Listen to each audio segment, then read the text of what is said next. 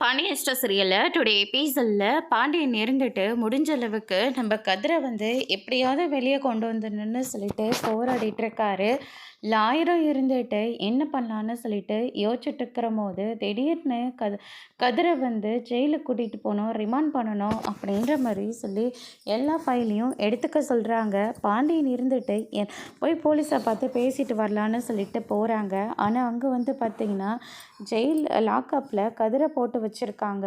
அது மட்டும் இல்லை, ரிமாண்ட் பண்ணுறதுக்காக கூட்டிகிட்டு போகிறதா சொல்கிறாங்க.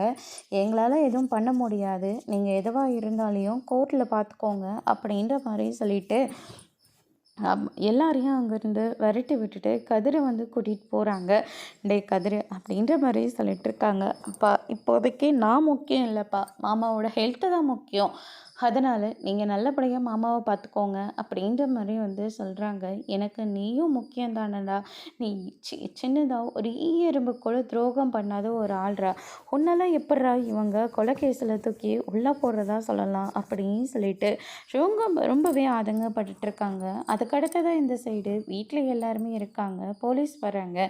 போலீஸை பார்த்த உடனே என்ன சார், என்ன விஷயம், எதுவாக இருந்தாலும் நான் ஸ்டேஷன்லேயே சொல்லிட்டு வந்துட்டேன்ல, இப்போ எதுக்காக இங்கே வந்திருக்கீங்க அப்படின்னு சொல்லிட்டு நம்ம சக்திவேல் கேட்கவும், கதிரை பற்றி விசாரிக்கிறதுக்காக தான் நாங்கள் இங்கே வந்திருக்கோம் அப்படின்ற மாதிரியும் சொல்லிடுறாங்க. அந்த கதிர் தான் எங்கள் அண்ணனை பிடிச்சி கீழே தள்ளிவிட்டான்னு சொல்லி சாட்சியோடு தானே உங்ககிட்ட நாங்கள் நிரூபித்தோம், அதை விட்டுட்டு மறுபடியும் இங்கே கேட்டுக்கிட்டு இருக்கீங்க அப்படின்ற மாதிரி சொல்லிடுறாங்க. சார் நீங்கள் சொல்கிறதெல்லாம் நான் நம்புகிறேன், ஆனால் இருந்தாலையும் எங்கள் தரப்பில் நாங்கள் விசாரிக்க ஆரம்பிக்கணும்ல, அதனால தான் நான் ஒவ்வொருத்தரும் கூப்பிட்டு விசாரிக்கிறேன் அப்படின்னு சொல்லிட்டு சக்திவேலை முதல்ல விசாரிக்கிறாங்க. 30 வருஷமாக பகை சார், திடீர்னு எங்கள் அண்ணனா அந்த கதிரும் பேச ஆரம்பிச்சுக்கிட்டாங்க. என்ன ஏதுன்னு கேட்டால் அதுக்கப்புறம் ஏதோ ஹாஸ்பிட்டல் விஷயம் அப்படி இப்படின்னு என்னென்னமோ சொன்னாங்க. எங்ககிட்ட பேசுகிறத விட அவங்ககிட்ட எல்லாத்தையும் சொல்ல ஆரம்பித்தாங்க. ஏன் கம்பெனிலேருந்து 10 லட்ச ரூபா பணமும் எடுத்து கொடுத்துருக்காங்க. கேட்டதுக்கு அவங்களோட பர்சனல் விஷயத்துக்காக கொடுத்ததா சொல்கிறாங்க. அண்ணனுக்கு ஒரு சர்ஜரி பண்ணாங்க, அந்த சர்ஜரிக்காக கொடுத்ததா சொல்கிறாங்க. ஆனால் அப்படிப்பட்ட ஒரு சர்ஜரிக்கு 1 லட்ச ரூபா கூட ஆகாது சார், ஆனால் 10 லட்ச ரூபா கொடுத்துருக்காங்க சார். எப்படி சார், எல்லாத்துக்கும் அந்த கதிர் பையன் தான் சார் காரணம். சொத்தை கேட்டிருப்பான் போல இருக்கு, எங்கள் அண்ணன் ஏதோ சொல்லியிருக்கோம், அந்த கோவத்தில் தான் எங்கள் அண்ணனை அவன் இப்படியெல்லாம் பண்ணியிருக்கணும் அப்படின்ற மாதிரி சொல்லி அபாண்டமாக கதிர் மேலே பழிய போடுறாரு. அதுக்கு அடுத்ததாக குமார் கிட்ட விசாரிக்கிறாங்க. குமார் இங்கே இருந்துட்டு நம்ம தப்பிச்சுக்கணும், கதிரை மாட்டி விட்டாலையும் சரி அப்படின்னு சொல்லிட்டு கதிர் ஒரு பக்கம் யோசிச்சுட்டு இருக்காரு. அதுக்கடுத்ததாக குமரவேல் இருந்துட்டு அவன் எங்கள் பெரியப்பா கிட்ட பேசிக்கிட்டே இருந்தான்.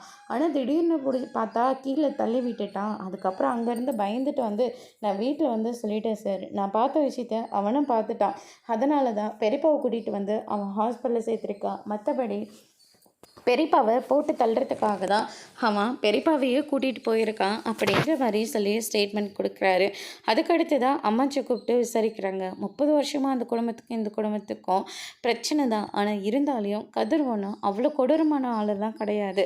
கதிர் ரொம்பவே நல்ல பையன் சார், அவனை எப்படியாவது வெளியே விட்டுருங்க, முத்துவேலுக்கு ஏதோ உடம்பு சரியில்லை, அதனால தான் நான் கதிர்கிட்ட பேசிகிட்டு இருந்தேன், அவன் தான் என்னை பெத்த பிள்ளை மாதிரி பார்த்துக்கிட்டான்னு சொல்லி என் பிள்ளை முத்துவேலே சொல்லியிருக்கான், ஆனால் அவன் இப்படியெல்லாம் பண்ண முடியும், கண்டிப்பாக இருக்காது சார் அப்படின்ற மாதிரி சொல்லிடுறாங்க. அதுக்கு அடுத்து தான் பார்த்திங்கன்னா நம்ம வடிவை கூப்பிட்டு விசாரிக்கிறாங்க. வடிவு இருந்துட்டு அவர் முதல்ல எங்கிட்ட சேலம் போகிறதா தான் சொன்னார். அதுக்கப்புறம் தான் கதிர் ஃபோன் பண்ணி ராஜியோட எக்ஸாம் எழுதுறத அவர் நேரில் பார்க்கணுன்னு ஆசைப்பட்டார், அதனால தான் அவரை நான் கூட்டிகிட்டு வந்தேன்னு சொல்லி சென்னைக்கு கூட்டிகிட்டு போனதாக சொன்னான். அதுக்கப்புறம் திரும்ப பார்த்தா அவருக்கு ஏதோ ஆப்ரேஷன் பண்ணியிருக்கிறதா சொன்னாங்க.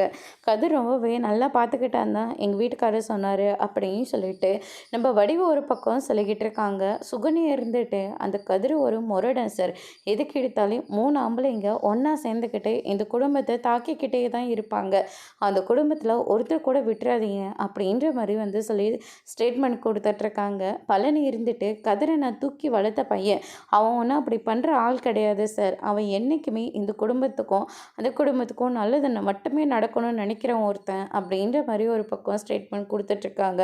அதுக்கடுத்து தான் பார்த்தீங்கன்னா, நம்ம கதிர வந்து இப்படியெல்லாம் ஒரு ஸ்டேட்மெண்ட் வருதே அப்படின்னு சொல்லிட்டு, எந்த பக்கம் நடத்துறதுன்னு தெரியாம கதிர தூக்கி ஜெயில்ல தூக்கி போட்டுடுறாங்க. அதுக்கு அடுத்ததா பாண்டியன் கதிரோட வருவாருன்னு சொல்லிட்டு வீட்லயே எல்லாருமே எதிர்பார்த்துட்ருக்காங்க. ஆனா, நம்ம பாண்டியன் இருந்துட்டு, நாங்களும் எவ்வளவோ முயற்சி பண்ணி பார்த்துட்டோம். கதிர எங்களால வெளிய கொண்டு வர முடியல அப்படின்ற மாரி வந்து சொல்லிடுறாங்க. ராஜி இருந்துட்டு, அங்க அப்பா சுயநலவே இல்லாம இருக்காங்க. இந்த பக்கம் கதிர் வந்து ஜெயிலுக்குள்ள இருக்கான். நான் யார் பக்கம் நிப்பேன்? எனக்கு ஒண்ணுமே புரியலையே! நானே எப்படியாவது பேசி கதிர வெளிய கொண்டு வரேன் அப்படின்ற மாரி வந்து சொல்றாங்க. ஏன்பா உனக்கு தெரியாதாப்பா? லாக்கப்ல போட்டா திரும்பவும் கோர்ட் மூலியமா தான்ப்பா கதிர வெளிய கொண்டு வர முடியும். அப்படின்ற மாரி வந்து சொல்லிடுறாங்க நம்ம செந்தில் வந்து. அதுக்கு அடுத்தது ராஜி இருந்துட்டு ரொம்பவே ஃபீல் பண்ணி அழுதுட்டுருக்காங்க. எதுக்கா அழாதம்மா எப்படியாவது நாங்க கதிர வெளிய கொண்டு வந்துடுறோம். உங்க அப்பா மட்டும் கண்ண முழிக்கட்டும் அப்படின்ற மாரி நம்ம பாண்டியன் ஒரு பக்கம் சொல்லிட்டுருக்காரு. அதுக்கு அடுத்ததா வந்து பார்த்தீங்கன்னா, என் சித்தப்பாவும், என் அண்ணனும் ரொம்பவே ஓவரா போயிட்டுருக்காங்க அப்படின்னு சொல்லிட்டு, நம்ம ராஜா ஒரு பக்கம் சொல்லிட்டு இருக்காங்க. அதுக்கு அடுத்ததான் இந்த பக்கம் எல்லாருமே மாறி இருந்துட்டு, நான் வீட்ல ஊர்லேருந்து வந்த உடனே ஆப்ரேஷன் அது இதுன்னு என் வீட்டுக்காரர் சொல்லும்போது ரொம்பவே பயந்து போயிட்டேன். அதுக்கப்புறம் கதிர் தான் கூட்டிகிட்டு போனான். அவள் ஏதோ திட்டத்தோட தான் கூட்டிகிட்டு போகிறான்னு எங்கள் வீட்டுக்காரர் சொல்லிகிட்டே இருந்தார். ஆனால் நான் கூட மாமா நல்லா தானே இருக்காரு அப்படின்னு சொல்லிட்டு கதிரெல்லாம் அப்படி பண்ணியிருக்க மாட்டான்னு நான் நினச்சிட்டு இருந்தேன். ஆனால் இப்போ தானே தெரியுது கதிர் எதுக்காக இப்படியெல்லாம் பண்ணிகிட்ருக்கான்னு. ஒருவேளை சொத்துக்காக தான் இதெல்லாம் பண்ணிக்கிட்டு இருப்பானோ அப்படின்ற மாதிரி ஒரு பக்கம் சொல்லிட்டு இருக்காங்க. மாதிரி தெரிஞ்சோ தெரியாமலையோ கதிரை பற்றி அந்த மாதிரி ஒரு வார்த்தையை நீ சொல்லாதம்மா. கதிர் எப்படிப்பட்ட புள்ளன்னு எங்கள் எல்லாருக்குமே நல்லா தெரியும். தேவையில்லாமல் உன் புருஷன் சொல்கிறத கேட்டு கதிரை கெட்டவனாக்காத அப்படின்னு சொல்லிட்டு இந்த சைடு நம்ம அம்மாச்சியெல்லாம் ஒரு பக்கம் வடிவு மாறிக்கிட்டு வந்து சொல்லிக்கிட்டு இருக்காங்க.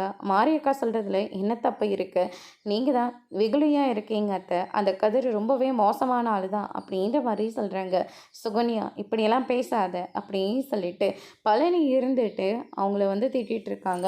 அதுக்கடுத்து தான் வடிவு இருந்துட்டு என் புருஷன் மட்டும் கண்ணை முழிக்கணுன்னா சத்தியமாக நாளாக உயிரோடு இருக்க மாட்டேன் அப்படின்னு சொல்லிட்டு நம்ம வடிவு ஒரு பக்கம் சொல்லிட்டு இருக்காங்க. ஏன் இப்படியெல்லாம் பேசிகிட்டு இருக்கீங்க? அண்ணனுக்கு ஒன்றும் ஆகாது.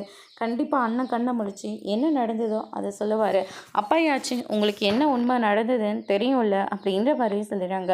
அதுக்கடுத்து தான் இந்த பக்கம் நம்ம குமரவேல் வந்து ரொம்பவே டென்ஷனாக இருக்காங்க. பெரியப்பாவை எனக்கு ரொம்ப பிடிக்கும் தான். அவர் தான் எனக்கு எல்லாமே. ஆனால் பெரியப்பா இப்போ கண்ணை முழிச்சா நான் ஜெயிலில் போய் ஆயுஷ்கம் ஜெயிலே இருக்க வேண்டியதான். நான் தெரிஞ்ச ஒன்றும் அந்த மாதிரி பண்ணலை. தெரியாத தனமாக நான் பண்ணி தொலைச்சிட்டேன்.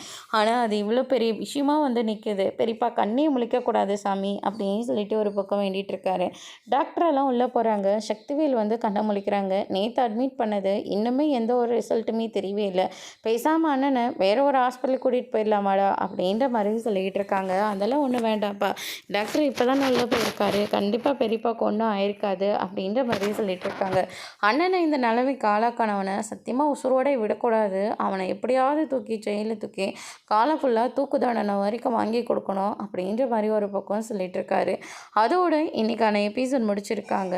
இனி முத்துவேல் கண்ணை முழிச்சு என்ன விஷயத்த சொல்ல போகிறாரோ வெயிட் பண்ணி பார்க்கலாம். தேங்க்யூ.